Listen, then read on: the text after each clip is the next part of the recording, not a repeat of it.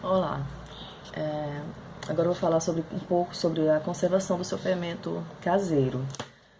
Esse aqui é um desdobramento que eu fiz daquele fermento de 30 dias, o integral, né? Meus fermentos são, na maioria das vezes, 100% integrais.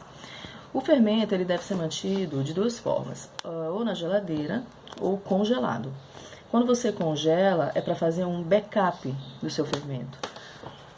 Ou seja, aquele que você vai recorrer caso você perca o fermento que você fica usando no dia a dia. Então, para você não ter que recomeçar o processo, você mantém esse backup no congelador, que fica no mínimo por 3 meses lá, mas tem relatos de gente que está há mais de um ano com ele no congelador. E aí, quando você vai usar, você tira para descongelar e volta ao processo de alimentação.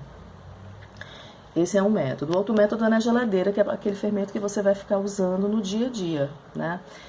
Esse aqui, por exemplo, eu tirei ontem à noite da geladeira, alimentei por volta de 1h da manhã e olha como é que ele tá hoje, ó. Vivíssimo, super ativo, cheio de bolhas. E eu vou alimentar só mais uma vez para usá-lo, porque eu quero dobrar essa quantidade.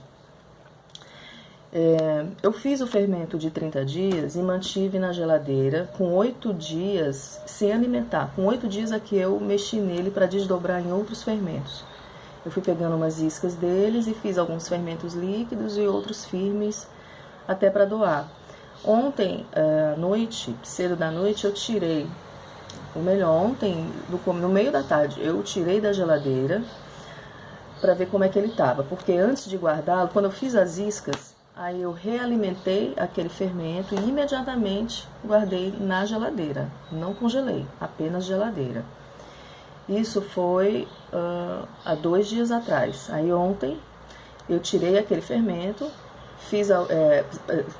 tirei o fermento que eu tinha alimentado e deixei fora porque para ver como é que ele se comportava, né? Se estava vivo ainda. Porque tem gente que diz assim, você não deve alimentar e guardar imediatamente na geladeira, porque você pode perder. Que foi exatamente o que eu fiz. Eu alimentei e guardei imediatamente na geladeira. Tirei e ele está super bom. Então ele ficou fora da geladeira sem que eu alimentasse, inclusive porque eu esqueci de guardar novamente, ele ficou cerca de 12 horas fora da geladeira. Quando eu lembrei eu corri aí para fazer um teste. Peguei uma parte dele e fiz um outro fermento firme, que é esse aqui, ó.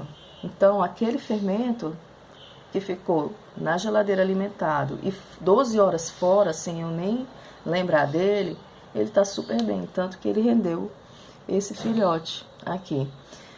Aí ontem, depois que eu fiz o filhote dele, eu voltei a guardá-lo na geladeira sem alimentar agora. Depois eu vou fazer um outro teste para mostrar para vocês se ele permanece vivo, tá?